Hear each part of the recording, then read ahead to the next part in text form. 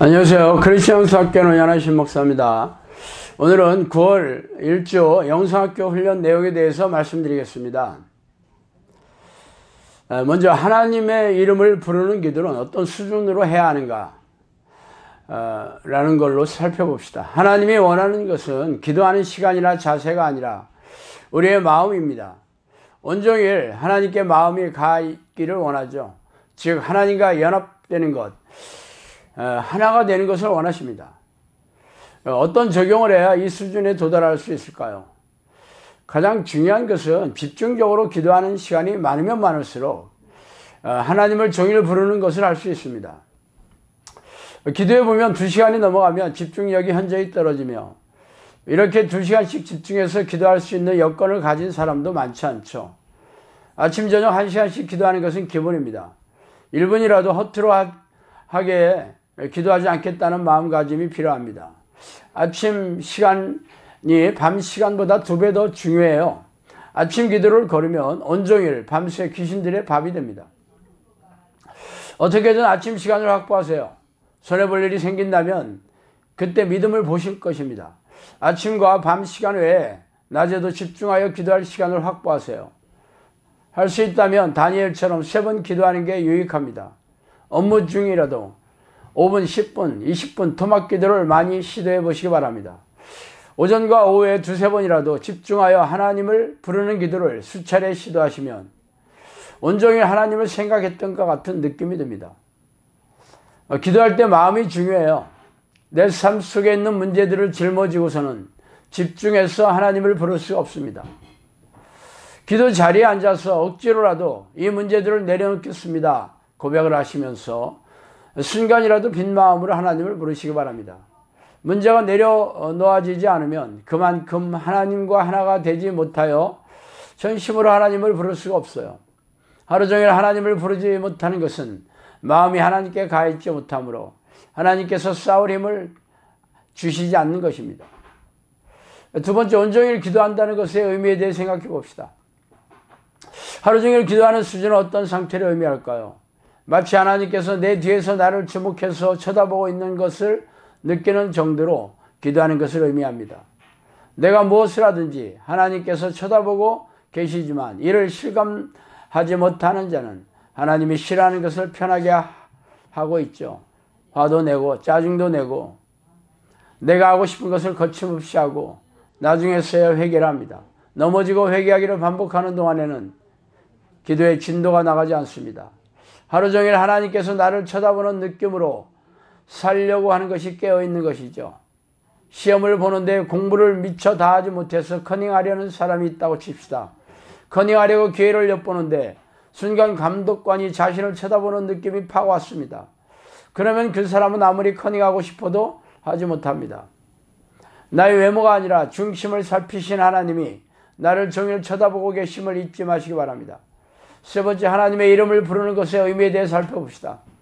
오래전 에노스 때 셋과 에노스가 하나님의 이름을 불렀고 사람들도 하나님의 이름을 다시 부르기 시작했습니다. 노아 시대에는 죄가 관영하므로 노아와 그의 자녀들만이 하나님의 이름을 불렀고 구원을 받았죠. 바벨탑이 무너져 인류가 다 흩어지고 난 후 제단을 쌓고 여호와의 이름을 부른 아브라함에게 하나님이 나타나셔서 이스라엘 민족을 만드셨습니다. 다윗이나 그 밖의 선지자들도 하나님의 이름을 불렀고 예수님이 오시고 난 후 사도들도 동일하게 주의 이름을 불러 구원을 받았습니다. 명맥이 끊기는 시대가 오지만 또다시 하나님의 이름을 부르는 신앙인들은 하나님은 남겨주십니다. 복음이 한국에 들어오고 또다시 지금 하나님의 이름을 부르는 저를 통해서 우리가 하나님의 이름을 부르고 있어요. 우리가 영성학교에서 훈련을 마치고 집에 가면 각자의 가정에서 제단을 쌓고 하나님의 이름을 부르게 됩니다.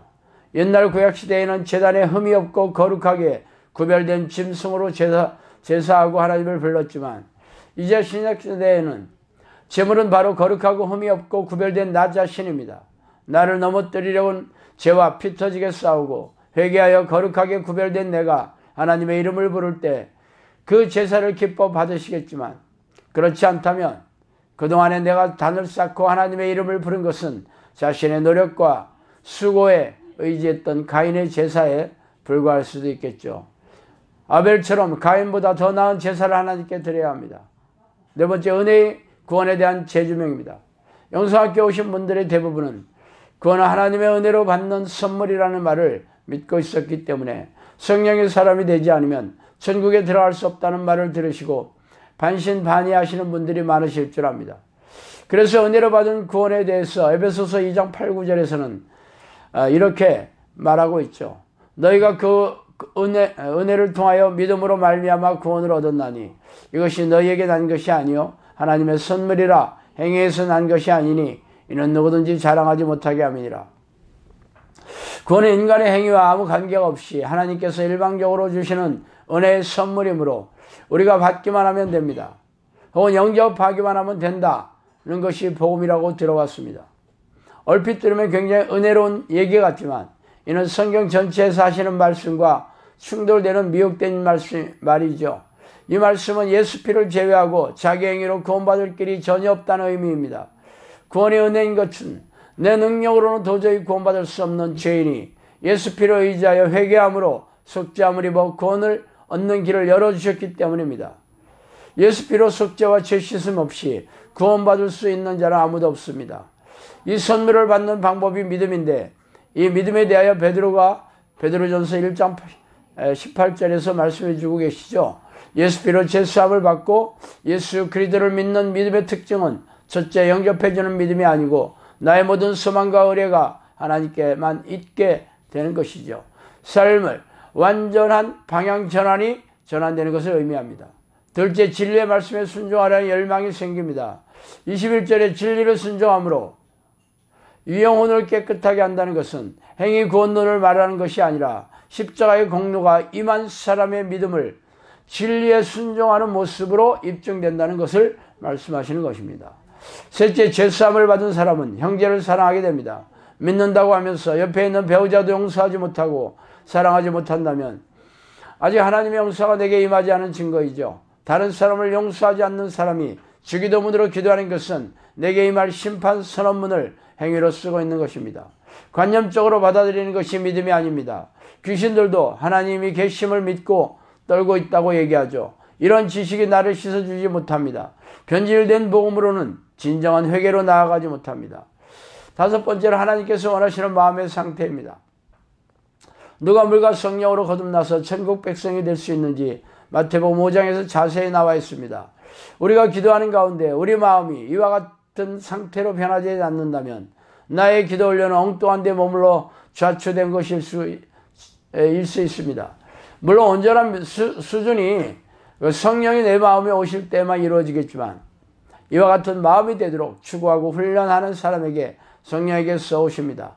가난하고 애통한 마음이 신세한탄이 아니라 회개와 연관되어 있습니다. 우리 중 아무도 애통하지 않아도 되는 죄인은 없습니다. 애통이 하는 회개를 경험하지 않은 사람은 하나님과 관계를 맺을 수 없습니다. 이런 사람에게 오는 위로가 용서입니다. 용서받는 자에게 오는 마음은 온유와 겸손입니다. 용서를 경험하는 사람은 불편하고 짜증스러울 때 공격적으로 반응하지 않습니다. 문제가 생겼을 때 자기를 먼저 돌아보고 용서를 구함으로 사람은 화평케 하는 자가 됩니다. 상대방이 어떤 모습을 보여도 용납하고 또 받아들이고 있는지 혹은 정지하고 판단하는 마음인지 돌아보십시오. 하나님의 완전한 의와 거룩함에 대한 목마름, 갈망이 있어야 합니다. 이렇게 변화되고자 하는 사람에게 성령께서 찾아오십니다. 자, 오늘 여기까지 하겠습니다. 감사합니다.